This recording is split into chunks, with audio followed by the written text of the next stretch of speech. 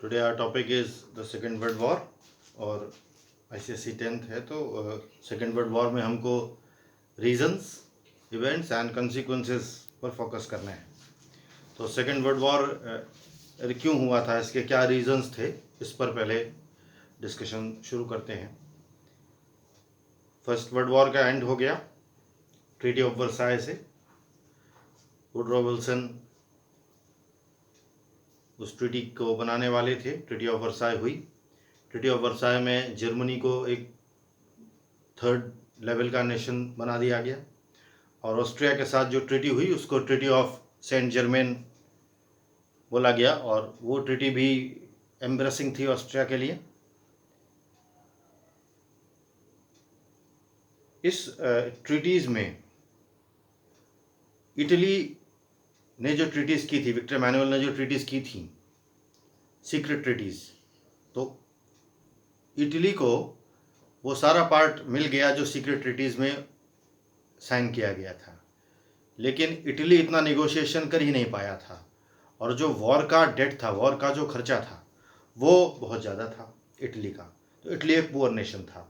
मैंने इटली की बात इसलिए करी कि ट्रीटी ऑफ वर्साय में ही रूट्स हैं इस बात के कि आगे की सिचुएशन ऐसी क्यों हुई। ट्रीटी ऑफ वर्साय से इटली को डिससेटिस्फैक्शन हुआ, point number 1। Treaty of Versailles इसलिए की गई थी क्योंकि फ्रांस की सिक्योरिटी को जो थ्रेट था जर्मनी से, वो थ्रेट को एंड किया जा सके। तो एक्चुअली फ्रांस को पेसिफाई करने के लिए, फ्रांस को संतुष्ट करने के लिए, हैप्पी करने के लिए treaty of Versailles Woodrow Wilson ने करी थी। तो एक तरीके से ट्रीटी ऑफ वर्साय में जो हुई है उससे, उसके पीछे जो लॉजिक था वो फ्रांस की सिक्योरिटी का था, पॉइंट नंबर 1। तो Italy being a weak nation, Italy के इंटरेस्ट को उतनी इंपॉर्टेंस नहीं दी गई और इटली के इंटरेस्ट को इंपॉर्टेंस नहीं दी गई तो आगे जो सबसे पहले पॉलिटिकल चेंज आने शुरू हुए हैं वो इटली में ही आने शुरू हुए हैं 1919 के बाद, ट्रीटी के बाद। जो वर्ल्ड वॉर की ट्रीटीज़ हैं उसके बाद जो पॉलिटिकल चेंजेस हैं, they first came in Italy, number 1, क्योंकि इटली विक्टोरियस नेशंस में से एक था। इसके अलावा ऑस्ट्रिया हंगरी का जो एम्पायर था उसको तो बिल्कुल रिड्यूस कर दिया गया, एक स्मॉल नेशन में कन्वर्ट कर दिया गया। तो वो प्रॉब्लम तो सॉल्व हो गई, ऑस्ट्रिया हंगरी एम्पायर की प्रॉब्लम सॉल्व हो गई। जर्मनी को एक थर्ड डिग्री का नेशन बना दिया गया, 1 लाख तक आर्मी रिड्यूस कर दी गई। डैनजिग का पोर्ट उनसे छीन लिया गया। सुरटन लैंड में उनकी जो लॉजिकल डिमांड थी उसको भी एक्सेप्ट नहीं किया गया कि सुरटन लैंड जो प्योरली जर्मन ऑक्यूपाइड एरिया है वो भी दे दिया जाए, वो भी उनको नहीं दिया गया। और वर्ल्ड की सिक्योरिटी के लिए लीग ऑफ नेशंस बना दी गई। सारी जो दुनिया की जितनी भी वॉर में खर्चे हुए थे वो सब ये मान लिया गया कि जर्मनी को ही पे करने हैं, क्योंकि वॉर के लिए रिस्पॉन्सिबल विलियम कैसर है और वॉर के लिए रिस्पॉन्सिबल जर्मनी है, इसलिए जर्मनी को ही सारे डेट पे करने हैं। जर्मनी के ऊपर डेमोक्रेसी थोप दी गई, ये भी एक बड़ा कॉन्सिक्वेंस था ट्रीटी ऑफ वर्साय का। यानी अमेरिका जर्मनी को डेमोक्रेसी का लेसन दे रहा था और जर्मनी कभी डेमोक्रेटिक कंट्री रहा ही नहीं वर्ल्ड वॉर तक। तो जर्मनी को डेमोक्रेसी के लेसन्स दिएगा वेमर कॉन्स्टिट्यूशन से, और वेमर कॉन्स्टिट्यूशंस में कुछ तो आर्टिकल्स ऐसे हैं 44, 28 जिसमें ये बताया गया है कि कोलिशन गवर्नमेंट हो सकती हैं। More than 25 coalition governments form हुई, एक भी स्टेबल गवर्नमेंट नहीं। कहाँ से स्टेबल होगी जब आपको पूरे वर्ल्ड वॉर का खर्चा देना है तो आप कैसे दे पाएंगे? और आपको एयरफोर्स आपकी लिमिटेड कर दी गई है, आपकी नेवी तो है ही नहीं आपके पास, और जो है वो भी छीन लिया गया। आपने जो जर्मनी के यूनिफिकेशन के बाद जितनी भी लैंड ली है वो सब ले ली गई। रिसोर्सेज कुछ है नहीं, पेमेंट कहाँ से करेंगे? तो डिफॉल्ट होगा, डिफॉल्ट होना तय था। तो एक तो इंसल्ट करी गई इतने बड़े नेशन की, बिग नेशन की, साथ में ऐसी फाइनेंशियल लायबिलिटी जर्मनी को दी गई जो उसको देना उसके लिए इम्पॉसिबल था। तो वेमर रिपब्लिक जो जर्मनी के ऊपर जो एक तरीके से फोर्स किया गया वो ट्रीटी ऑफ वर्साय का एक कॉन्सिक्वेंस था। इटली के साथ जो बिहेवियर हुआ, इटली अनसेटिस्फाइड नेशन की तरह निकला, जापान अनसेटिस्फाइड नेशन की तरह निकला। जापान को कुछ फ़ायदा नहीं हुआ। जापान का इंडस्ट्रियलाइजेशन 1860 के बाद शुरू हुआ है और 19th सेंचुरी में जापान बिग इंडस्ट्रियल नेशन बन के आ गया। लेकिन इसके बावजूद भी जापान को ऐसे कोई भी जो कॉलोनीज़ है वो अवेलेबल नहीं थे, क्योंकि जापान बेसिकली उस जगह पर था जहाँ पर सी था। तो ट्रीटी ऑफ वर्साय जो सेंट जर्मेन की ट्रीटी है वो तो सक्सेसफुल रही। सेंट जर्मन जो ऑस्ट्रिया के साथ ट्रीटी करी गई वो तो सक्सेसफुल रही, लेकिन जो ट्रीटी ऑफ वर्साय से जर्मनी और इटली में प्रॉब्लम क्रिएट हुई, क्योंकि इटली को वो कुछ नहीं मिला जो मिलना चाहिए था। तो इटली की कंडीशन एक डिफॉल्टर की हो गई, क्योंकि वॉर में उसका बहुत सारा खर्चा हुआ था, और जर्मनी को तो डिफॉल्टर बना ही दिया गया। और बहुत साल तक वेमर रिपब्लिक वर्क करता रहा, और फ्रांस की सिक्योरिटी का थ्रेट अभी भी बना हुआ था। फ्रांस ने लोरकानो की ट्रीटी करी जर्मनी के साथ, उसको हनीमून पीरियड बोलते हैं फ्रांस और जर्मनी का। उसको अभी भी डर था कि एल्सा लॉरेन हमको जो मिल गया है वो चला न जाए हमारे हाथ से, क्योंकि किसी को भी ट्रस्ट नहीं था कि जर्मनी इतना कमजोर देश बन के रह सकता है, रह ही नहीं सकता था, पॉसिबल ही नहीं था। तो सबसे पहले मूवमेंट इटली में शुरू हुआ, और खतरा क्या था? खतरा था सोवियत संघ से, यूएसएसआर से। फर्स्ट वर्ल्ड वॉर जब चल रहा था तो यूएसएसआर जो रशिया था वो भी एक कैपिटलिस्ट कंट्री था, और वो भी अपनी बाउंड्रीज एक्सटेंड कर रहा था। All slave pan slave movement चला रहा था। लेकिन उसी बीच में 1917 में रशियन रेवोल्यूशन हो गया, और रशियन रेवोल्यूशन होने के बाद, ब्रेस्ट लिस्टोव की ट्रीटी होने के बाद रशिया उस वॉर से अलग हो गया। रशिया को बहुत लॉसेस हुए, फाइनेंशियल लॉसेस। तो रशिया जब उस ट्रीटी से अलग हो गया तो रशिया में जो गवर्नमेंट आई है उसमें पूरी तरीके से कैपिटलिस्ट क्लास को एलिमिनेट कर दिया गया, मार्क्स और एंजल्स की थ्योरी को अप्लाई कर दिया गया। वहां पर यह कहा गया कि क्लास स्ट्रगल होती है हमेशा, और क्लास स्ट्रगल में लेबर जो जनरेट करता है उसी का प्रॉफिट कैपिटलिस्ट क्लास कमाता है, और कैपिटलिस्ट क्लास कभी कुछ करता ही नहीं है, वो केवल पोजीशन का फायदा उठाता है। तो करना क्या चाहिए? मार्क्स ने यह कहा था दास कैपिटल में कि कैपिटलिस्ट क्लास को लेबर क्लास को यह करना चाहिए कि कैपिटलिस्ट क्लास को ओवरथ्रो कर देना चाहिए, और सारी प्रॉपर्टी जो कैपिटलिस्ट की है वो छीन लेनी चाहिए, और उसको पब्लिक में बांट देना चाहिए बराबर बराबर से। और यही हुआ यूएसएसआर में। एक साइंटिस्ट की सैलरी और एक रक्षा मंत्री की सैलरी इक्वल थी यूएसएसआर में। लेनिन भी उतनी सैलरी लेते थे जो वहां एक लेबर की सैलरी होती थी। एक बार लेनिन को एक बुक इशू करानी थी पब्लिक लाइब्रेरी से, तो और सैटरडे था, तो उन्होंने मंडे तक इंतजार किया और मंडे को वो बुक इशू कराई। तो इक्वालिटी जो इस्टेब्लिश करी गई सोवियत यूनियन में, उस इक्वालिटी से डर गए यूरोप के नेशन कि हमारा भी सब छीन लिया जाएगा। अगर ऐसा मूवमेंट हमारे यहाँ हो गया तो राजे महाराजे तो कांपने लगे देख करके कि ये क्या हो रहा है। तो जो पॉलिट ब्यूरो की गवर्नमेंट आ जाएगी, सब मजदूरों के हाथ में फट जाएगा, तो अमीर आदमी डरने लगे सारे। इस डर के तो ये डर इटली में भी फैल गया कि अभी इटली कितना दूर है उस रास्ते से, वहाँ भी सोवियत यूनियन आ जाएगा और वहाँ भी ये मूवमेंट फैल जाएगा सबको, क्योंकि दुनिया में सारी दुनिया में मजदूर इस बात के लिए खड़े हो रहे थे कि हमको कैपिटलिस्ट क्लास को ओवरथ्रो कर देना है। तो ये जो यूएसएसआर का थ्रेट है, इसने इटली में पॉलिटिकल मूवमेंट क्रिएट करने में बहुत बड़ा रोल प्ले किया, और इसके लिए उनको एक फेवरेबल लीडर भी मिल गया। इटली की पब्लिक जो थी वो एक ऐसा लीडर चाह रही थी जो उनके पॉलिटिकल इंस्पिरेशंस को पूरा कर सके, और वहाँ का जो किंग विक्टर एमानुएल था वो तो बिल्कुल इस लायक नहीं था। तो ऐसा लीडर पब्लिक को मिला मुसोलिनी में। बहुत से लीडर्स थे, ऐसा नहीं खाली मुसोलिनी ही लीडर था, लेकिन मुसोलिनी ड्यूश था, बड़ा लीडर था। तो मुसोलिनी को इटली ने एक्सेप्ट किया। मुसोलिनी ने रोम की तरफ मार्च किया, और पब्लिक ने मुसोलिनी को सपोर्ट किया, और किंग ने कहा कि आप आकर प्राइम मिनिस्टर बने इटली के। मुसोलिनी ने पब्लिक को ये कहा, खासकर मुसोलिनी ने इंडस्ट्रियल क्लास को ये कहा कि यहाँ कम्युनिज्म कभी आने नहीं दिया जाएगा। तो सेकेंड वर्ल्ड वॉर इसलिए हुआ है कि दुनिया में कम्युनिज्म ना फैले। ये एजेंडा, ये प्रोपेगेंडा किया गया, ये प्रोपेगेंडा बनाया गया कुर्सी पाने के लिए। ये प्रोपेगेंडा हिटलर ने भी किया, यही प्रोपेगेंडा मुसोलिनी ने किया कि बहुत खतरा है, मजदूरों की सरकार बन जाएगी हर देश में। तो ऐसी कंडीशन में जो भी पैसे वाले लोग थे उन्होंने मुसोलिनी को सपोर्ट किया, इंडस्ट्रियल क्लास ने मुसोलिनी को सपोर्ट किया, कैपिटलिस्ट क्लास ने मुसोलिनी को सपोर्ट किया, ताकि कम्युनिज्म ना आ जाए। इस डर से मुसोलिनी को वोट मिला, और जब उसने मार्च किया 1922 में, यानी बस वर्ल्ड वॉर फर्स्ट खत्म होने के 3 साल बाद तो मुसोलिनी प्राइम मिनिस्टर हो गया, और मुसोलिनी ने फासिस्ट पार्टी बना दी। फासिस्ट पार्टी में जो एंशिएंट रोम है वहाँ की बात होने लगी कि इटली तो वो जगह है जहाँ रेनेसा हुआ था, इटली तो वो जगह है जहाँ से दुनिया में सिविलाइजेशन सीखा गया है, तो इटली को इतना वीक नेशन क्यों होना चाहिए। और मुसोलिनी ने ये बाकायदा ये अनाउंसमेंट किया कि इटली अपनी जो एक्सपेंशन करेगा, वो एक्सपेंशन क्यों करे, किसको खत्म करके करेगा? अपने नेबर्स को, यानी नेबर्स की लैंड लेकर के इटली अपना एक्सपेंशन करेगा। तो मुसोलिनी की पॉलिसी बिल्कुल क्लियर थी। इटली में फासिज्म आ गया, और फासिज्म में ये था कि मल्टी पार्टी सिस्टम को अबॉलिश कर दिया गया, डेमोक्रेसी से नफरत थी, जो फ्रीडम ऑफ स्पीच है, कोई भी फंडामेंटल राइट है, उससे नफरत थी, इंटेलेक्चुअलिज्म से नफरत थी, विद्वानों से नफरत थी। बात सिर्फ इतनी है कि एक लीडर होगा और पब्लिक का विल होगा और सारी पावर लीडर में वेस्टेड होगी और वो लीडर नेशन को रिप्रेजेंट करेगा और नेशन के जो इंटरेस्ट हैं उसके आगे इंडिविजुअल इंटरेस्ट कुछ भी नहीं है, ना फ्रीडम है, ना लिबर्टी है, ना कोई राइट है, ना कोई कोर्ट है। ड्यूश का डिसीजन फाइनल है, जो कुछ ड्यूश कहेगा वही माना जाएगा। तो ये है फासिज्म, डिक्टेटर, फुल डिक्टेटर। इसको पब्लिक ने बहुत पसंद किया क्योंकि मुसोलिनी ने कहा कि हम क्या करेंगे, हम नेबर्स के जो हमारे इटली के जो नेबर्स हैं उनकी कॉस्ट पर अपना एक्सपेंशन करेंगे जो हमको फर्स्ट वर्ल्ड में मिला नहीं। और इटली ने किया भी है, अबिसिनिया के ऊपर अटैक कर दिया और अबिसिनिया को पूरा का पूरा कैप्चर कर लिया और लीग ऑफ नेशंस खड़ी खड़ी देखती रही, कुछ कर नहीं पाए। इतना तो फायदा उसको फर्स्ट वर्ल्ड वॉर में नहीं हुआ था, $15 बिलियन खर्च करके नहीं हुआ था जितना मुसोलिनी ने लीग ऑफ नेशंस को की बात न मानते हुए अबिसिनिया पर अपना कैप्चर कर लिया। बस इटली के ही लाइन पर चल रहा था जापान। जापान को भी लग रहा था कि हमको बहुत सारी जगह चाहिए, तो जापान को सामने चाइना दिख रहा था। चाइना में बड़ी मेन लैंड थी, मंचूरिया बिल्कुल जापान के ठीक सामने है, तो जापान ने बस मंचूरिया पर अटैक कर दिया और मंचूरिया पर कब्जा कर लिया। मामला लीग ऑफ नेशन में पहुंचा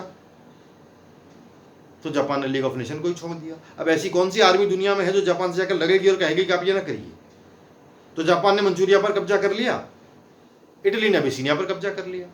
ये सब बातें 1920-30 में हो रही हैं। अभी जर्मनी में कुछ नहीं हो रहा है, अभी जर्मनी जूझ रहा है वेमर रिपब्लिक से। अभी जर्मनी में सरकारें बदल रही हैं, हर 3 महीने में सरकार आती है और जर्मनी की पब्लिक जो है वो तड़प रही है, वो चाह रही है कि हमें ऐसा लीडर मिले जो कुछ ऐसा कर सके, जो हीरोइक काम कर सके और बदला ले सके। तो जर्मनी के लोग बदले के लिए जिंदा थे।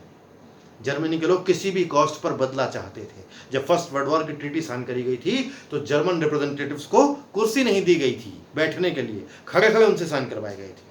ये बातें देश के लिए बड़ी अपमानजनक थी। जर्मनी में ये बातें उठाई जाती थी कि फर्स्ट वर्ल्ड वॉर में एक बिस्मार्क था जिसने फ्रांस को गेंद की तरह नचा दिया था और एक ट्रीटी ऑफ वर्साय साइन कर आए हैं जर्मनी के रिप्रेजेंटेटिव, जिसमें जर्मनी के रिप्रेजेंटेटिव्स को बैठने के लिए कुर्सियां नहीं दी गई थी, खड़े होकर उनसे साइन करवाए गए थे।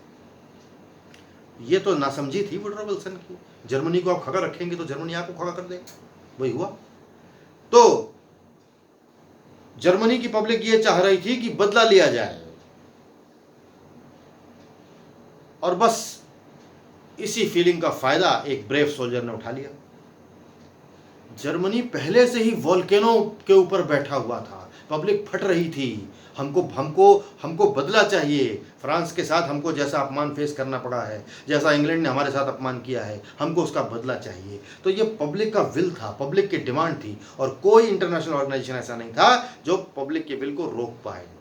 तो सीधी सी बात है, इन सब सिचुएशंस में भी सब देख रहे थे, अभी कुछ हुआ नहीं था। जर्मनी की जो पार्लियामेंट है रेस्टग, वहां पर भी रोज सरकारें बन रही थी, बदल रही थी और किसी प्राइम मिनिस्टर की कोई वैल्यू नहीं थी क्योंकि जितना भी टैक्स लिया जाता था वो तो सारा का सारा लीग ऑफ नेशंस में और अमेरिका को इंस्टॉलमेंट देने में चला जाता था। जर्मनी तो डीग्रोथ हो रही थी, अभी भी कुछ नहीं हुआ था। असली समस्या आई 1929 में। क्या समस्या आई? ग्रेट डिप्रेशन आया, दुनिया भर में महामंदी आई, ग्रेट डिप्रेशन आया। और जो ग्रेट डिप्रेशन मंदी का आया उसमें अमेरिका के बड़े बड़े बैंक क्रैश होने लगे। वॉल स्ट्रीट से अमेरिकन स्टॉक मार्केट क्रैश हो गया और उसके बाद जो बड़े बड़े जो बियर्स थे उन्होंने सेलिंग शुरू करी हर तरफ। तो कुल मिलाकर के 1929 का जो ग्रेट डिप्रेशन था उसमें हालत ये हो गई कि मिलियंस ऑफ अमेरिकन अनएम्प्लॉयड हो गए, पूरी दुनिया में डिप्रेशन फैल गया। अब डिप्रेशन ये इतना फैल गया कि हालत ये हो गई कि जर्मन करेंसी डिवैल्यूएट होती चली गई और 1930 में ये पोजीशन आई कि पूरा एक बोरा जर्मन करेंसी ड्यूशमार्क लेकर कोई जाता था तो उसको एक कप चाय उसके बदले में नहीं मिलती थी। यानी जर्मन करेंसी पूरी खत्म हो गई, जर्मन करेंसी की वैल्यू ही खत्म हो गई क्योंकि जर्मनी कुछ प्रोड्यूस तो कर नहीं रहा है क्योंकि उसको कुछ दिया ही नहीं गया ट्रीटी ऑफ वर्साय में। ऊपर से ग्रेट डिप्रेशन आ गया। ऐसी कंडीशन में पब्लिक पहले से ही चिल्ला रही थी बदला बदला। अब उसने कहा कि किसी भी कॉस्ट पर बदला। हमारे पास तो कुछ, जर्मनी के पास तो खोने के लिए कुछ बचा ही नहीं था। अब जर्मनी के पास जब कुछ खोने के लिए बचा नहीं था तो वो सिर्फ एक हीरोइक लीडर की तलाश में थी और वो हीरोइक लीडर था अडॉल्फ हिटलर। तो अडॉल्फ हिटलर ने बात को समझा, नाज़ी पार्टी बनाई उसने और गॉबल्स, मॉर्गलेंग्स, ये सब नामी गिरामी गुंडे थे उस समय के जो हिटलर के दोस्त थे सारे, इन सबको उसने एक तरफ किया। गोरेंग, ये सब बड़े बड़े मतलब ऐसे लोग थे जिनसे डरा करते थे लोग। गस्टापो नाम की एक पुलिस क्रिएट करी। तो नाज़ी पार्टी में दो तरह की विंग्स थी। एक ऐसी विंग थी जो अपने लीडर्स को सिक्योर करती थी, वो सुसाइड बॉम्बर की तरह आगे पीछे अपने लीडर्स के चलते थे, और दूसरी विंग थी जो ओपोनेंट्स को मारती थी और ओपोनेंट्स की जो मीटिंग्स हो रही हैं उनको डिस्ट्रॉय करती थी। तो हिटलर का बेसिकली आइडिया ही डिस्ट्रक्टिव था। हिटलर का आइडिया यही था, anti democratic, anti intellectual, no freedom, all power should be vested in the leader and that leader is Führer the Hitler। Hitler और मुसोलिनी जब बोलते थे तो पब्लिक तालियां बजाती थी, फूल फेंकती थी, बुके मारती थी उनके ऊपर, क्योंकि हिटलर वही बोलता था जो पब्लिक चाहती थी। हिटलर का अपना कुछ एजेंडा नहीं था, उसने पब्लिक की फीलिंग को समझा। उसने कहा कि जर्मनी को वही ग्लोरी मिलेगी जो ग्लोरी जर्मनी की रही है, और हम पहला काम क्या करेंगे, ट्रीटी ऑफ वर्साई को डस्टबिन में फेंकेंगे, अमेरिका को धूल चटा देंगे, फ्रांस को नस्तनाबूद कर देंगे, इंग्लैंड की नेवी खत्म कर देंगे, पूरी दुनिया में जहां जहां जर्मन से उनको मिलाकर आर्यन रेस को एक करेंगे और पैन जर्मन नेशन बनेगा, और ज्यूस को एलिमिनेट कर देंगे। क्यों? ज्यूस से क्या दिक्कत हो गई कि फर्स्ट वर्ल्ड वॉर में ज्यूस ने धोखा दिया, इसीलिए जर्मनी की हार हुई। अगर ज्यूस धोखा, क्योंकि वही बड़े बड़े मनी लेंडर थे, अगर वो न मिल जाते तो फर्स्ट वर्ल्ड वॉर में जर्मनी की हार का रीजन यही ज्यूस थे। तो इसीलिए सारे ज्यूस को मारना है, एक को भी नहीं छोड़ना है। तो इस तरीके से हिटलर वही बोल रहा था जो पब्लिक चाह रही थी। लाखों की भीड़ हिटलर की मीटिंग्स में इकट्ठा होती थी। मुसोलिनी के बारे में कहा जाता था कि उसके शब्द गोलियों की तरह निकलते थे, यानी जो पब्लिक चाहती थी वो तरह तरह की एक्टिंग करके वही दिखाता था। बहुत तरह तरह के एक्टिंग करके, शो करके, स्टेज पर नाच नाच के लोगों को दिखाता था कि देखिए ये जो है ये रोमन एम्पायर ये जो इस तरह से अचीव किया जाएगा। तो एक हीरो की तरीके, एक एक्टर की तरीके वो स्टेज पर वर्क करता था। बहुत पसंद किया गया हिटलर को और मुसोलिनी को। और 1932 में नाज़ी पार्टी की ये कंडीशन थी कि रेस्टाग में उसको 2 सीटें मिली थी, और 1936 में ये कंडीशन थी कि उनकी मेजॉरिटी थी और हिटलर की गवर्नमेंट बन गई। 2 साल बाद हिटलर की गवर्नमेंट बन गई। गवर्नमेंट बनने के बाद उसने सारी पॉलिटिकल पार्टीज को बैन कर दिया और रेस्टाग में आग लगवा दी। जर्मनी की पार्लियामेंट ही उसने जलवा दी, कहते आग लग गई, इसमें खत्म हो गई है। अब जब पार्लियामेंट जल गई तो फिर बचा कौन? फ्यूरर बचा। अब जब फ्यूरर बचा तो उसने अपनी पॉलिसी पहले से अनाउंस कर रखी थी, मेन कैंप में उसने लिख रखा था कि जर्मनी एक्सपैंड करेगा। क्यों एक्सपैंड करेगा? पहले तो हमको पोर्ट चाहिए, पहले काम तो हमको पोर्ट चाहिए डैंजिंग का। क्यों पोर्ट चाहिए? अपनी नेवी का एक्सपैंड करने के लिए। दूसरा, ट्रीटी ऑफ वर्साई को हम डस्टबिन में उठाकर फेंकेंगे, और ट्रीटी ऑफ वर्साई के जितने और कोई पेमेंट नहीं करेंगे जो हमारे ऊपर ड्यू है। फर्स्ट वर्ल्ड वॉर के लिए हम रिस्पॉन्सिबल नहीं है, फर्स्ट वर्ल्ड वॉर के लिए इंग्लैंड रिस्पॉन्सिबल है, अमेरिका रिस्पॉन्सिबल है, हम कतई रिस्पॉन्सिबल नहीं। ये सब दुनिया खड़े खड़े देख रही थी। रैमजे मैकडोनाल्ड डरे हुए थे, ब्रिटेन के प्राइम मिनिस्टर। नेविल चैम्बरलेन इतने डर गए कि उन्होंने कहा कि तुमको क्या चाहिए ये बताओ, हम दे देंगे। तो हिटलर ने कहा कि चेकोस्लोवाकिया को बांट दीजिए। तो चेकोस्लोवाकिया से पूछा भी नहीं गया कि तुमको बांटें कि नहीं, उसको बांट के हिटलर को दे दिया गया। हिटलर खा गया उसको, चेकोस्लोवाकिया को। चैम्बरलेन ने समझा कि चलिए ठीक है, संतुष्ट कर दिया हमने शेर को। पॉलिसी ऑफ अपीजमेंट बोला जाता है इसको। तो हिटलर ने कहा कि सुल्टन लैंड हमको दिलवाइए, ये फर्स्ट वर्ल्ड वॉर में जो हम मांग रहे थे हमको दिया नहीं, कि हमारी जायज मांग है। लोगों ने कहा ले लीजिए भाई। अमेरिका भी कह रहा था जो आपको चाहिए ले लीजिए। हिटलर जो डिमांड कर रहा था वो उसकी पूरी करी जा रही थी, क्योंकि सबको पता था कि जर्मनी की पावर क्या है। जर्मनी को उसने पूरी तरह ट्रांसफॉर्म कर दिया था। आयरन एंड स्टील का प्रोडक्शन रिकॉर्ड लेवल पर पहुंच गया था। जर्मनी को एक आर्म कैंप में कन्वर्ट कर दिया गया था, और पूरी दुनिया हतप्रद होकर देख रही थी। और इटली के साथ उसने एंटी कॉमिटन पैक्ट साइन कर लिया कि दुनिया भर में कम्युनिज्म को रोकने के लिए इटली, जर्मनी और जापान एक हो गए कि कम्युनिज्म को नहीं फैलने देंगे और कुछ भी हो जाए। और ये तीनों कंट्रीज आर्म कैंप में कन्वर्ट हो गए, और पूरी पब्लिक अपना पैसा से लेकर सब कुछ हिटलर के ऊपर लगाने को तैयार थी कि हमको बदला चाहिए केवल। अब वो बदला वो दिलवा रहा था। सुल्टन लैंड उसने ले लिया बिना वॉर के। चेकोस्लोवाकिया के उसने टुकड़े करवा दिए। जब इतना कुछ हो गया उसके बाद भी वो खुश नहीं हुआ, तो होश आया।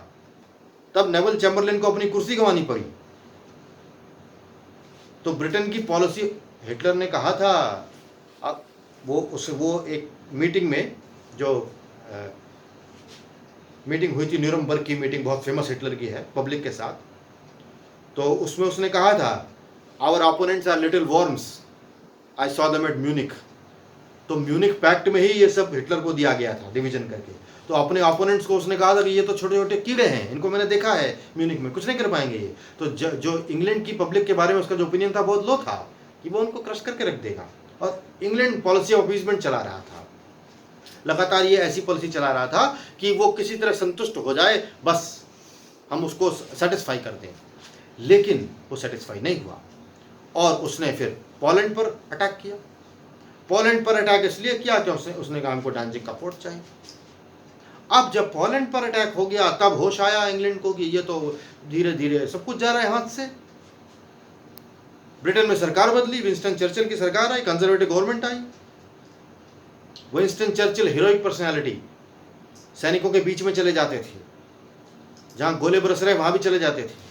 विंस्टन चर्चिल की फेमस स्पीचेस हैं कि हम कभी सरेंडर नहीं करेंगे, लंदन का एक एक घर लगेगा, लेकिन चाहे एक एक इंच पर एक एक बम गिरा दिया जाएगा, लेकिन हम कभी हिटलर के आगे सरेंडर नहीं करेंगे। तो केवल ब्लड की डिमांड है। तो चर्चिल ने एक समय तो ऐसा था कि हर स्क्वायर मीटर पर बॉम्ब्स गिरे थे जर्मनी के, इतनी एयर रेड्स हुई थी, लेकिन फिर भी चर्चिल ने कभी सरेंडर करने की बात नहीं करी। ऐसा समय आ गया था कि लग रहा था कि इंग्लैंड को भी सरेंडर करना पड़ेगा।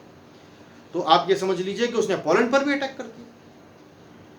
वो कह रहा था कि जहां जहां जर्मन है सबको एक करना है, ऑस्ट्रिया को भी मिला लिया, कहते ये हमारा है सब, कोई कुछ बोला ही नहीं। जब पोलैंड पर हमला हो गया तो फिर फ्रांस को टेंशन हुई, मेरी सिक्योरिटी को खतरा है। और फ्रांस का दोस्त इंग्लैंड, ट्रीटी उनकी 40 साल पुरानी चली आ रही है, और इंग्लैंड का बैंक कौन? अमेरिका। अब सबके होश हो गए कि पोलैंड पर भी हमला हो रहा है। तो ये जो 1939 का जो पीरियड है ना, ये फोनी वॉर का पीरियड कहा जाता है। तो बेसिकली जो पॉलिसी ऑफ अपीसमेंट है उसको रोका नहीं गया उस समय, इससे बहुत नुकसान हुआ। और उसके बाद 1 सितंबर को हिटलर ने पोलैंड पर अटैक कर दिया।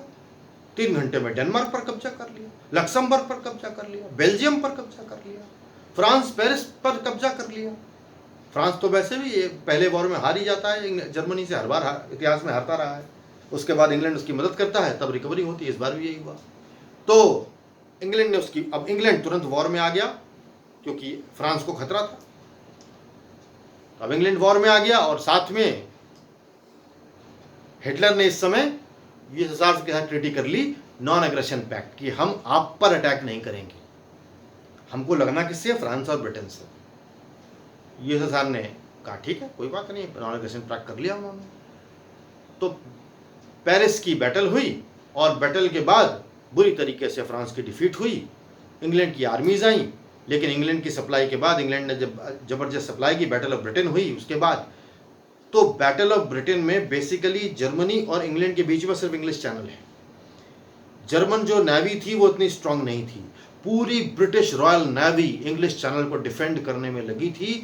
जब जब जब इंग्लिश चैनल को उन्हें लगा, हिटलर को लगा कि इंग्लिश चैनल वो नहीं पार कर पाएगा, तो उसने नाक्स ब्लिट्ज बोला जाता है उसको, जर्मन जो एयरफोर्स का अटैक है, तो जर्मन एयरफोर्स ने ब्रिटेन के ऊपर बॉम्बिंग शुरू करी और ऑलमोस्ट सारे सिटीज उनके डिस्ट्रॉय कर दिए। जैसा मैंने कहा 1 मीटर स्क्वायर पर एक एक बॉम्ब गिराया गया। अभी तक वर्ल्ड वॉर 2 के बॉम्ब्स निकलते हैं वहां।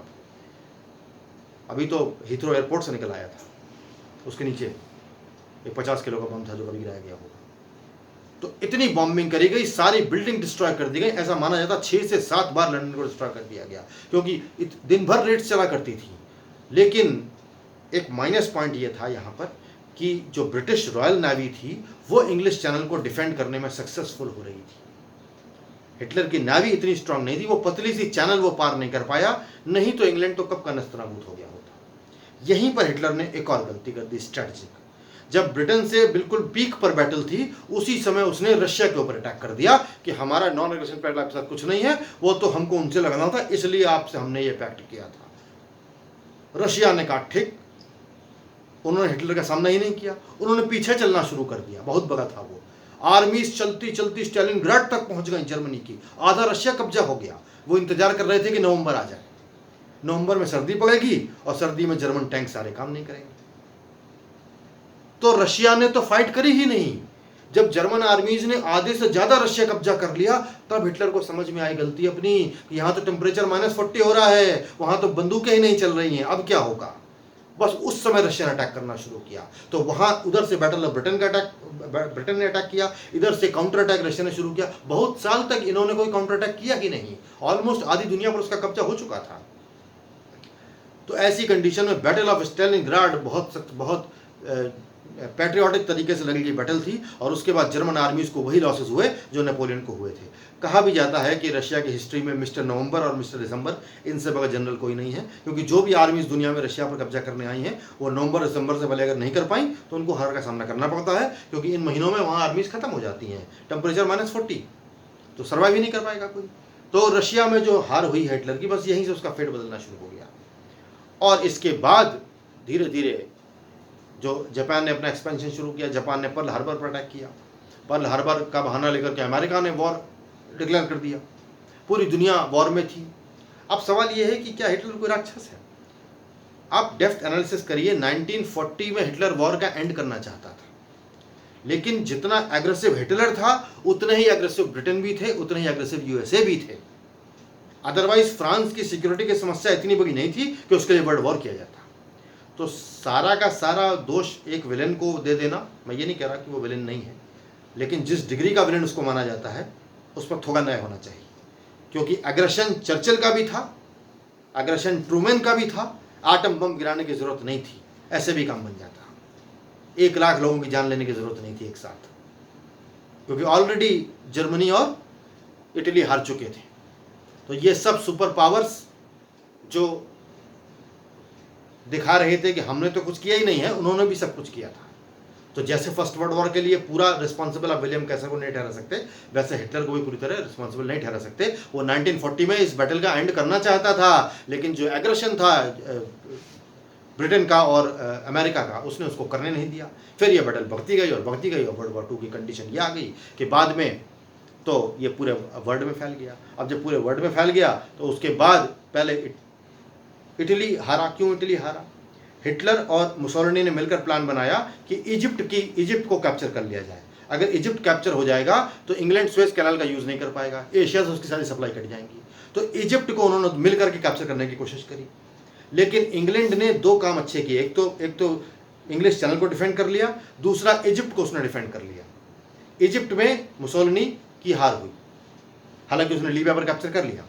तो इजिप्ट में हारना और रशिया में स्टालिनग्राड की बैटल में हारना और इंग्लिश चैनल को पार ना कर पाना, ये 3 रीजन थे कि नाजिज्म सक्सेसफुल नहीं हो पाया। अदरवाइज तो सब कुछ खत्म ही हो गया। तो इसके बाद इटली की डिफीट हो गई।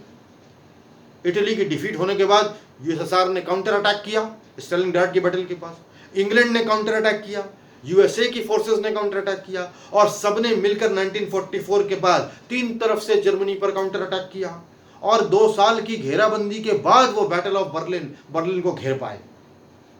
और रशिया की जो आर्मीज थी वो अपने जो कंट्रीज थे, चेकोस्लोवाकिया, युगोस्लाविया और जितने बल्गारिया, हंगरी, जो ईस्टर्न कंट्रीज थे, जो बाद में सब कम्युनिस्ट कंट्रीज हो गए, उन सबको कैप्चर करते हुए आगे बढ़ रही थी। और वो किसी भी तरीके से ऐसे कुछ नहीं कर रही थी जो कोई बहुत पीसफुल आर्मीज हो, वो भी वैसी एट्रोसिटीज कर रही थी। ब्रिटेन नॉर्थ की तरफ से आ रहा था, अमेरिका फ्रांस की तरफ से आ रहा था।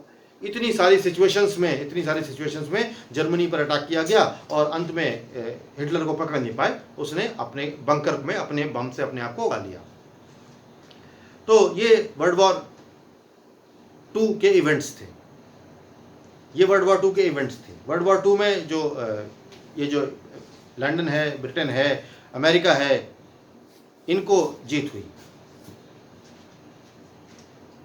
तो अब इसके जो कॉन्सिक्वेंसेस हैं और कोल्ड वॉर है, ये हम लोग किसी नेक्स्ट वीडियो में करेंगे। ये वर्ल्ड वॉर के रीज़न और वर्ल्ड वॉर के इवेंट्स मैंने आपसे डिस्कस कर दिए हैं। Thank you very much for watching.